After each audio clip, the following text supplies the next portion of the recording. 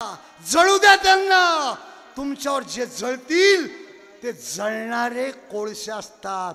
कोळसा जळतो पण सोन्याला तेज देतो आणि स्वतःची राख करून घेतो। जळणाऱ्याला जळू द्या, आपला नियम सोडू नका। ही महिला शक्ती, ही मातृशक्ती, हिचं तेज वाढलं पाहिजे, हिचं ओज वाढलं पाहिजे, हिचं पुण्य वाढलं पाहिजे, हिची प्रभा वाढली पाहिजे, हिची प्रतिभा वाढली पाहिजे। त्याच्यासाठी हा कार्यक्रम आहे ना। सीतेचे 3 उत्तर ऐकून आपल्याला उठायचं आहे। ऐका मायबाप, ऐका बाय। कार्तिक स्नानाच्या या अंतर्गत असलेला हे महान पर्वकाळ दरवर्षी आपण या ठिकाणी हा उत्सव महोत्सव करत असतो। त्या अनुषंगाने या ठिकाणी आत्ताच लाहोर परिवाराच्या माध्यमातून येता संघ पुण्यहवचन सर्व हे कार्यक्रमाचं नियोजन झालं आहे। आपण या ठिकाणी या पूजेच्या सर्वांनी खाली बसा। आपण आत्ताच भाविकांना नम्र विनंती, सर्वांनी खाली बसा। मागे महिलांना पण ऐकायचं। तुलसी दलार्चन आत्ताच आपण या ठिकाणी सर्व यथासांग विधी केलेला आहे। त्या अनुषंगाने या ठिकाणी ज्यांनी काही आपल्या सर्वांना अन्नदानाचा जो काही योग दिलेला आहे, प्रसादाचा योग दिलेला आहे, ते लोढा परिवाराच्या माध्यमातून सर्वांना महाप्रसादाचं नियोजन केलं आहे। त्यांनाही धन्यवाद। आपल्या संस्थेचे अध्यक्ष विश्वस्त आणि ब्रह्मवृंदांच्या माध्यमातून सर्वांच्या साक्षीने या ठिकाणी आणि हा धार्मिक कार्यक्रम या ठिकाणी पार पडला आहे। महिलांना धन्यवाद। आपल्या श्रद्धे भावनेला निष्ठेला वंदन करतो। आणि या महिन्याचं एक वैशिष्ट्य पूजा, दीपदान, स्नान म्हणून या महिन्याला कार्तिक स्नान म्हटलं आहे। पहाटचं स्नान, दीपदान, पूजा थोडीशी जरी या महिन्यामध्ये घडली तर ते 11 महिन्याच्या पुण्य एका पारड्यात आणि कार्तिक स्नानाचं किंवा कार्तिक या महिन्यामध्ये केलेली पूजा ते एका पारड्यात टाकलं तर ह्या कार्तिक स्नानाचं कार्तिक या महिन्यात केलेली पूजा 11 महिन्याच्या पूजापेक्षा श्रेष्ठ मानली आहे असं शास्त्राचा सिद्धांत आहे। म्हणून आपण एक आपल्या जीवनामध्ये एक पुण्यकर्म या महान पर्व कालावर द्वादशी, प्रदोष काळ, चतुर्दशीचा पूर्वरात्र असा या महान पर्व काळावर आपण ही पुण्य हवचन पुण्य प्राप्त करून घेतलं आहे। आपल्या सर्वांच्या श्रद्धे भावने निष्ठेला वंदन करतो। माझे 2 शब्द पूर्ण करतो। जय जनार्दन, जय जनार्दन, जय जनार्दन। या पूजा पण व्हायला पाहिजे, या पूजेबरोबर थोडा सत्संग व्हायला पाहिजे। आणि म्हणून कुठलाही प्रोटोकॉल न आणता मी लगेच सुरुवात करतो। भजन झाले, धून झाली, आरती झाली, आशीर्वाद झाले, देवा ब्राह्मणांचं साधू संतांचं दर्शन प्रबोधन झालंय, एक मंगलाचरण आणि त्यानंतर मनोगत। नारायणं नमस्कृतं नरं चैव नरोत्तमं देवी सरस्वती व्यासं ततो जयमुदीरयेत्। शान्ताकारं भुजगशयनं पद्मनाभं सुरेशं विश्वाधारं गगनसदृशं मेघवर्णं शुभांगं लक्ष्मीकान्तं कमलनयनं योगिभिर्ध्यानगम्यं वन्दे विष्णुं भवभयहरं सर्वलोकैकनाथं। गुरुर्ब्रह्मा गुरुर्विष्णुः गुरुर्देवो महेश्वरः गुरुसाक्षात् परब्रह्म तस्मै श्रीगुरवे नमः। ब्रह्मानन्दं परमसुखदं केवलं ज्ञानमूर्तिं द्वन्द्वातीतं गगनसदृशं तत्त्वमस्यादिलक्ष्यम् एकं नित्यं विमलं अचलं सर्वधी साक्षिभूतं भावातीतं त्रिगुणरहितं सद्गुरुं तं नमामि। ओम नमः पार्वतीपतये हर हर महादेव। कृष्ण भगवान की जय। गुरुदेव दत्त दत्त दत्त अलख निरंजन सद्गुरु जनार्दन स्वामी महाराज की जय, काशी विश्वनाथ भगवान भगवान की जय, नर्मदा मैया मैया की जय, गंगा गोदावरी माता माता की जय, गीता माता की जय, गो माता की जय, भारत माता की जय, सब संतन तन की जय। जय। पूजा सत्यम मंत्र सत्यम सत्यम देवम निरंजनम गुरुर्वाक्यम सदा सत्यम एकम परमं पदम अन्यथा शरणम नास्ति त्वमेव शरणम मम तस्मात् कारुण्य भावेन रक्ष रक्ष महेश्वर। भारताच्या दिव्य संत परंपरेत अर्वाचीन महर्षी राष्ट्रसंत सद्गुरू जनार्दन स्वामी मौनगिरी महाराजांच्या दिव्य समाधीभूमीत आशुतोष महामृत्युंजय भूतनाथ भवानीपती भोलेनाथ भगवान काशी विश्वनाथाच्या पवित्र प्रांगणात मां नर्मदा मैयाच्या कलशाच्या कृपाछायेत पवित्र सलिला गोदावरीच्या जुन्या पात्रात साधू संतांच्या उपस्थितीत वेदो नारायणांच्या वेदघोषात भाग्यवान भगिनींनो आपल्या सर्वांच्या हातून खूप मोठं दैवी कार्य आज घडलंय। मला माहीत आहे कामाची खूप घाई आहे शेतकऱ्यांची, त्यातही निवडणुकीची जबाबदारी आहे, त्यातही दैनिक व्यवहाराची जबाबदारी, आणि तरीही बाबाजी आल्या बरं का तुमच्या लेकी, सगळं सोडून आल्या रे बाबाजी, सगळं मागे टाकून आले रे बाबाजी, सजून धजून आल्या बाबाजी, आनंदाने आल्या बाबाजी तुमच्या दरबारात। यांच्याकडे पाहिलं, यांच्या पिशव्या पाहिल्या, यांचं दुडदुडं धावणं पाहिलं, मला वाटलं गुरुदेवांच्या विद्यार्थिनी लेखीत शाळेत चालल्या का काय। निघाल शाळेला बाई मी निघाल शाळेला, निघाले शाळेला बाई मी निघाले शाळेला, बाई मी निघाल शाळेला, बाई मी निघाल शाळेला, हो निघाले शाळेला बाई मी निघाले शाळेला, कोपरगाव बेटाला, कोपरगाव भेटाला, प्रदोष पर्व कालाला, प्रदोष पर्व काळाला, हा बाई मी निघाल शाळेला, बाई मी निघाले शाळेला, बाई मी निघाले शाळेला, बाई मी निघाले शाळेला। ती लगबग तुमची ती लगट पाहिली आणि अंतःकरणात बाबाजी काय पेरलं तुम्ही। 35 वर्ष झालेत ना बाबाजी समाधी स्थानावर येऊन, आजही तीच ऊर्जा बाबाजी, आजही तेच तेच बाबाजी, ताजही तोच आनंद प्रत्येकाच्या चेहऱ्यावर मावत नाही बाबाजी। केवढे उपकार आहे बाबाजींचे। असं म्हणतात इथे गाढवं चरत नव्हते पूर्वी, पण काय करू शकतो एक महापुरुष। पहा या जागेचा महिमा, गोकुळ वसवले रामा, पहा या जागेचा महिमा, गोकुळ वसवले रामा, पहा या जागेचा महिमा, कैलास वसवले रामा, पहया जागेचा महिमा, कैलास वसवले रामा, कैलास वसवले रामा, कैलास वसवले रामा, गोकुळ वसवले रामा, गोकुळ वसवले हो रामा, पहा या जागेचा महिमा, गोकुळ वसवले रामा, पहया जागेचा महिमा, गोकुळ वसवले रामा। रामायणात एक कथा आहे की ब्रह्मदेवानं विमान पाठवले का ऋषींना।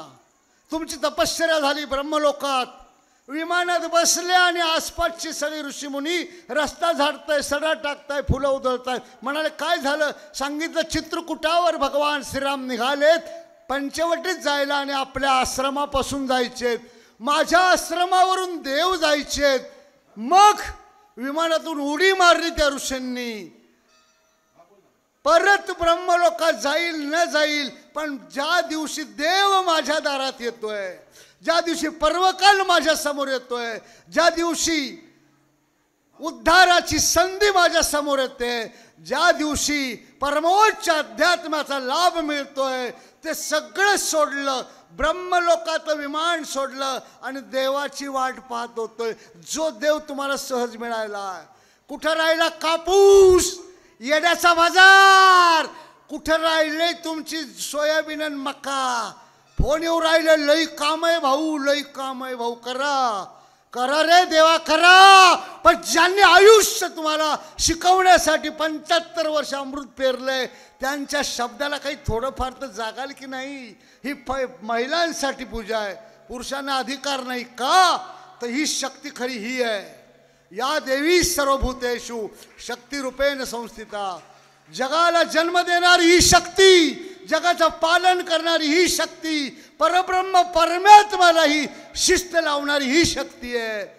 आणि जगावर कितीही आघात झाले जगाचे तरी क्षमा करणारी ही शक्ती आहे.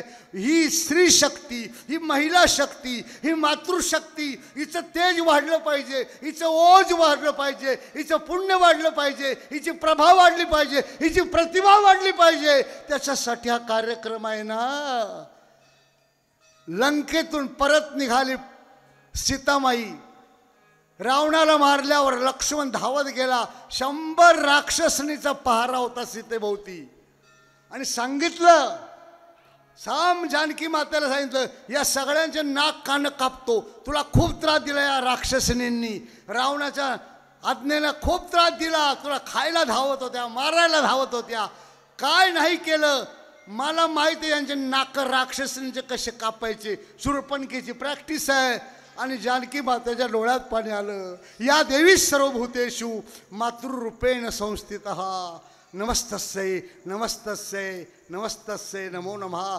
जानकी मातेनं सांगितलं, लक्ष्मण भाऊजी, जर या स्त्रियांकडून अपराध घडल्यावर त्यांचं नाककान कापायचं असेल, त्यांनी मला शिव्या दिल्या म्हणून त्यांचं नाककान कापायचं असेल, लक्ष्मण भाऊजी, जानकी माता म्हणाले, आधी माझं कापा, कारण मी तुम्हाला शिव्या दिल्या होत्या. सोन्याचा हरिण राम परत गेले, त्याच्या मागे आवाज देत होते, तुम्ही जात नव्हते रामाला मदत. मी तुम्हाला इतक्या घाणेरड्या शिव्या दिल्या, आधी माझं नाक कापा, आधी माझं कान कापा. लक्ष्मणच्या डोळ्यात पाण्याला, काय बोलताय तुम्ही वहिनी? हो, स्त्रीचा कितीही अपमान झाला, स्त्रीकडून किती अपराध झाला, स्त्रियांकडून किती गुन्हा झाला, तरी शक्ती रूपामध्ये त्यांना क्षमा केली पाहिजे, ही वेदाची आज्ञा आहे. लक्ष्मणाने हातार खाली टाकून दिलं आणि दंडवत घातला जानकी मातेला. ती ही शक्ती आहे, ही द्रौपदी आहे, ही सीतामाई आहे, हीच अनुसया आहे. 3 देवांनाही नागळ वाढ म्हणून सांगितलं होतं, तर सांगितलं, मी पतिव्रता असेल तर 3 दिवस बाळ व्हा. 3 महिन्याचे बाळ झाले अनुसय माते पुढे, आणि तिने त्यांना भरवलं. ती ही देवी आहे, ती ही शक्ती आहे. आज तुलसी विवाह आहे, हा दरवर्षी होतो. अशी कोण पतिव्रता आहे, अशी कोण भाग्यवान होऊन गेली की दरवर्षी लग्न लावते कृष्ण भगवंताशी? ती वृंदा. का मिळालं तिला? नवरा राक्षस होता पण ती पतिव्रता होती, आणि तिच्या पतिव्रतेच्या पुण्याने त्याचा पराभव होत नव्हता. म्हणून भगवान विष्णूंनी त्या वृंदेच्या पातिव्रत्यावर हात घातला. तिनं शाप दिला, पाषाण होशील देवा. अरे ही शक्ती तुमच्यात आहे ना बाया. हो, देवाला दगड केलेला तिने, देवाला पाषाण केला तिने, देवाला शालिग्राम केला तिने. आणि तीच वृंदा आज तुळशीच्या रूपानं शालिग्रामावर पूजा वाहते. का? देवाला पाषाण करू शकणारी शक्ती ही आहे.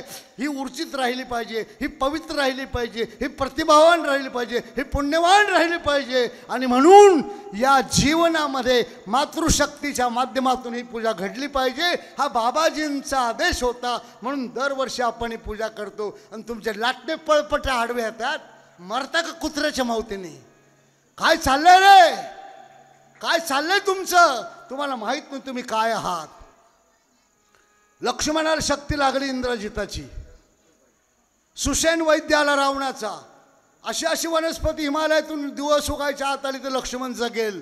मारुतराय उड्डाण करून गेले. पहाटे पहाटे डोंगर घेऊन आले, अयोध्येहून चालले होते.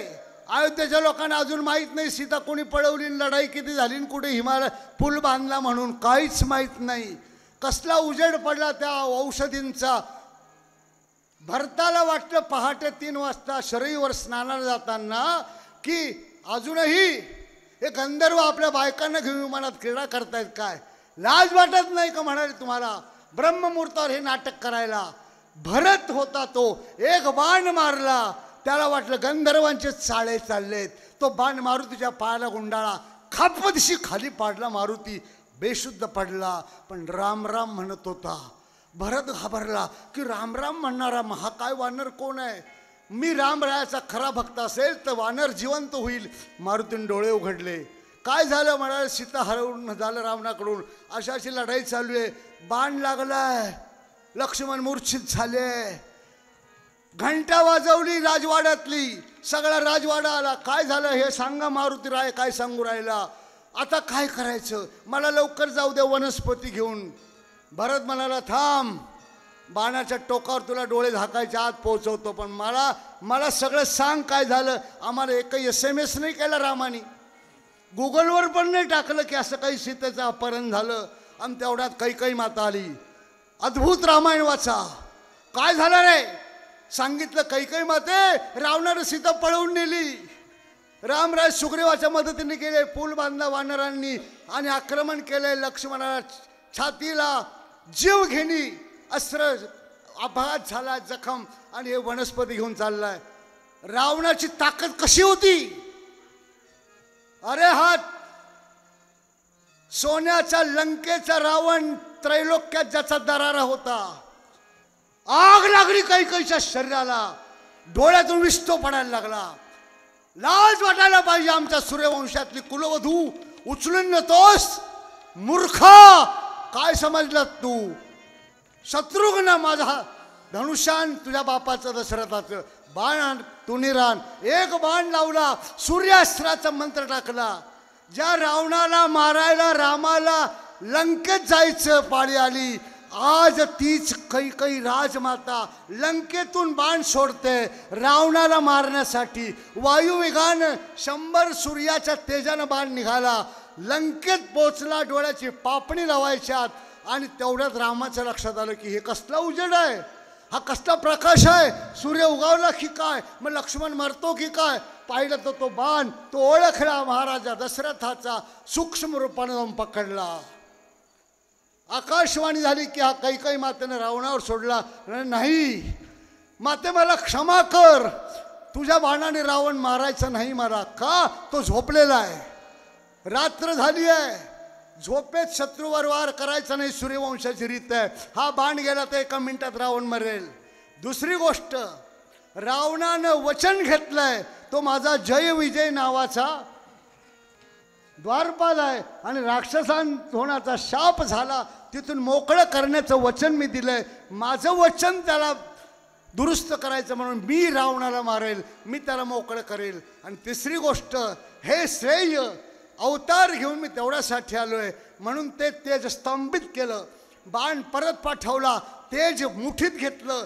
ते तेज अगस्तींचं तेज, स्वतःचं तेज त्या बाणावर टाकलं. आणि दुसऱ्या दिवशी रावण मारला. त्या बाणावर अगस्तींचा आशीर्वाद होता, सूर्यवंशाचं तेज होतं, रामरायाचा धनुर्विद्येचा प्रकाश होता. आणि त्याच्या जोडीला अयोध्येतून बाण मारणाऱ्या राजमाता कैकईचं तेज होतं. म्हणून रावण मेला. टाळ्या तुम्ही वाजवल्या पाहिजे, ही तुमची शक्ती आहे. स्वतःला मुर्दार समजू नका, स्वतःला अबला समजू नका, स्वतःला निर्बळ समजू नका. एक एक मंत्र, एक एक औक्षण, एक एक अर्चन तुम्हाला काहीतरी शक्ती देऊन गेलाय. याचा अर्थ घरी जाऊन गचांडी धरायची कोणाच्या असं नाही. ही शक्ती घेऊन जा, ही ऊर्जा घेऊन जा. कधीच कोणाचं 100% मनासारखं होत नाही ना, कधीच होत नाही ना. अरे राजमाता जानकी ठरली, अभिषेक रामरायाला झाला. आणि त्या रामरायाच्या अयोध्येतल्या लोकांनी त्याच सीतेवर आरोप करावा. 8 महिन्याची गरोदर सीता जंगलात सोडून द्यावी लागली रामाला.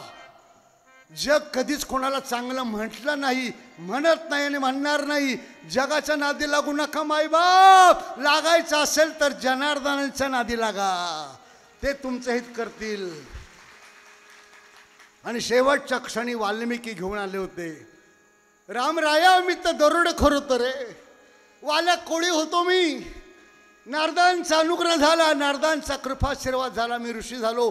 त्या काळापासून आजपर्यंत शपथ घेऊन सांगतो तुझी, मी खोटं नाही बोललो म्हणून खरं सांगतोय, सीता निष्कलंक आहे.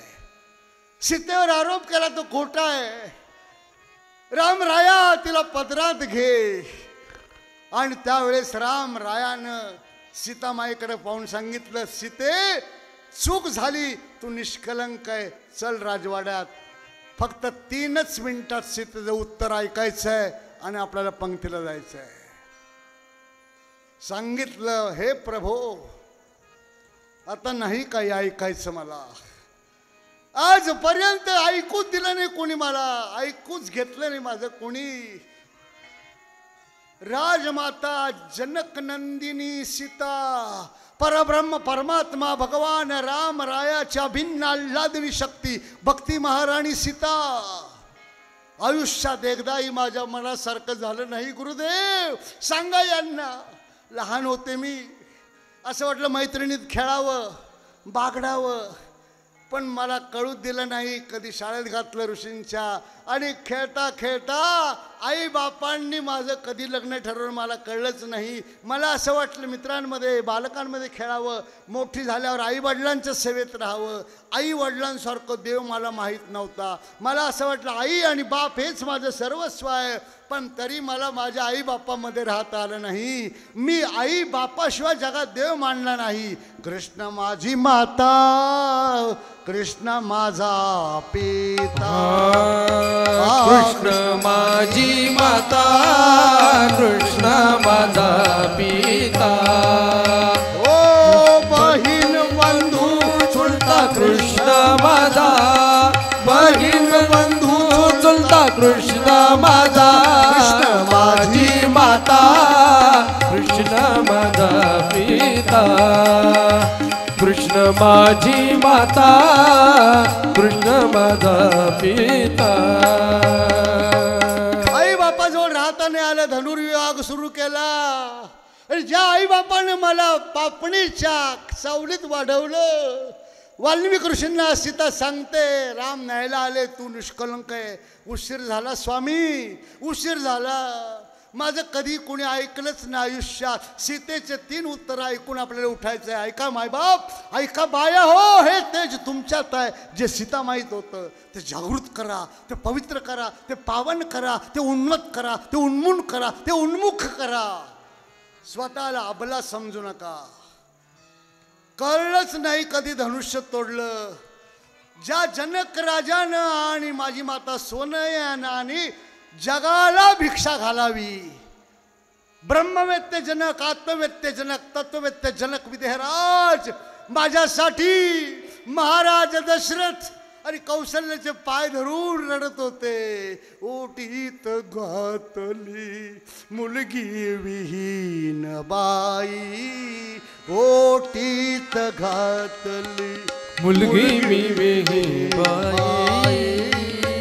सांभाळा तिजला हिच विनवणी पाये. सांभाळा तिजला हिच विनवणी पाये. ओटीत घातली मुलगी विहीन बाई, ओटीत घातली मुलगी विहीन बाई. सांभाळा तिजला हिच विनवणी पायी.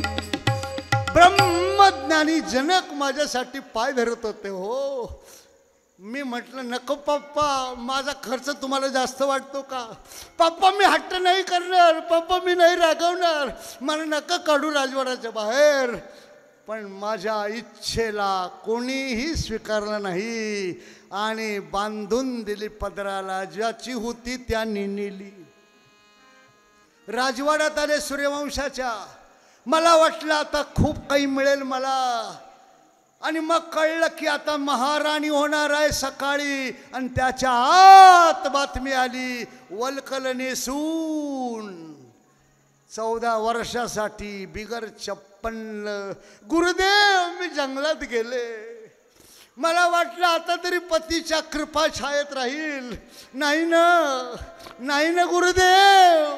तो कपटी रावण आला, मारीच मामाचं कपट नाट्य केलं आणि मला तिथंही राहू दिलं नाही. लंकेत नेऊन टाकलं ना. लंकेत 100 राक्षसनींनी खूप चढलं मला. गुरुदेव आता तरी माझं काहीतरी भलं होईल असं वाटलं. रायानं रावणाला मारून घरी आणलं. 8 महिन्याची गरोदर होती गुरुदेवा. आणि रायाच्या राज्यातल्या राजधानीतल्या रामाच्या प्रजेनं माझ्यावर आरोप केला. गुरुदेव इतके वर्ष रावणाकडून राहिली, कशी राहिली काय राहिली. निष्कलंक होते मी निष्पाप होते गुरुदेव. मला नाही कोणी अडवलं, मला कोणी नाही जाऊ वनातून जायला सांभावलं. आणि एका भयान प्रसंगी मला तमसा नदीच्या काठावर सोडून दिलं गुरुदेव. कोणाची वाट पाहू मी. तेव्हापासून रामा रामा रटते भीती रे उमरिया. रामा रामा रटते भीती रे उमरिया. रामा रामा रटते भीती रे उमरिया. कब आओगे हे रघुनाथा, कब आओगे हे रघुनाथा. इस अभाग्य की कुटिया. रामा रामा रटते भीती रे उमरिया. रामा रामा रटते भीती रे. ज्या राजपुत्रांना सोन्याच्या पलंगावर जन्म द्यायला पाहिजे होता गुरुदेव, माझ्या राजपुत्रांना जन्मल्यावर सोन्याचा चमचा, विशुद्ध कस्तुरीच्या 32 समंत्र औषधाची घुटी द्यायला पाहिजे होती ना. नाही मिळाली ना माझ्या लेकरांना. सीतानार बाळांतीनं झाली गोसाव्याच्या मठी. सीतानार बाळांतीनं झाली गोसाव्याच्या मठी. चिंचाचा पाला वाटी देते लवांग कुशा गुठी. गुरुदेव नाही जमलं मला. आता तुम्ही सांगताय म्हणून मला न्यायला आलेत. आता नको. आता मिळालं सर्टिफिकेट माझ्या नारायणाचं, माझ्या पतीचं की मी निष्पाप आहे. आलेत अयोध्या न्यायला. आता नकोय मला. जे कधी सुखानं जगू देत नाही त्या जनतेच्या नादी लागू नका. आणि लागली असती तर मीराबाई कृष्णरूप झाली नसती ना मायबाप. लोक तुमची निंदा करतील. त्यांना काय काम आहे, उठल्या का सुटल्या, चालल्या पूजेला चालल्या आरतीला. म्हणू द्या, जळू द्या त्यांना. तुमच्यावर जे जळतील ते जळणारे कोळसे असतात. कोळसा जळतो पण सोन्याला तेज देतो आणि स्वतःची राख करून घेतो. जळणाऱ्याला जळू द्या.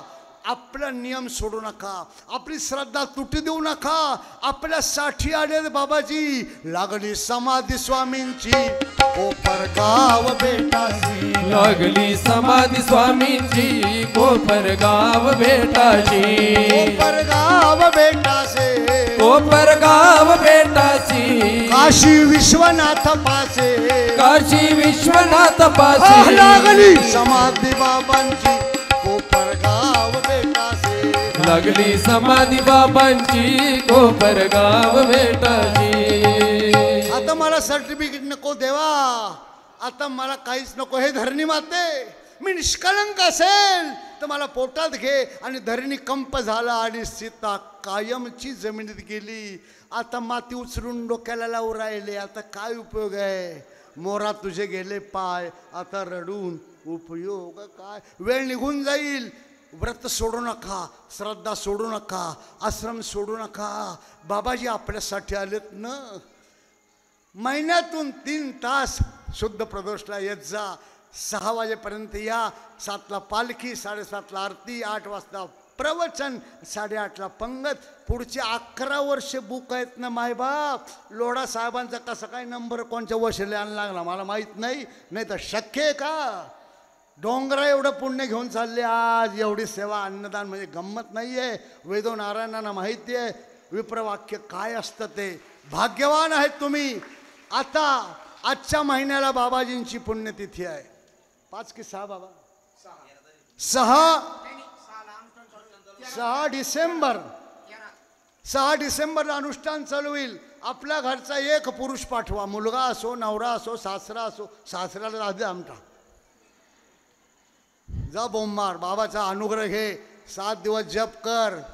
रोज मौन धरून 1.25 लाख जप करायचा. फराळची व्यवस्था सगळी. आणि मग तो वंदनीय गुरु परंपरेचा वसा वारसा, तो मंत्र अनुग्रह, ती दीक्षा, ती विधी, तो उपदेश, तो बोध, तो आशीर्वाद, ती शक्ती घेऊन तुमचा मर्द, तुमचा मुलगा, तुमचा पती सासरा घरात येईल ना. मग बघा आनंद रे, आनंद रे.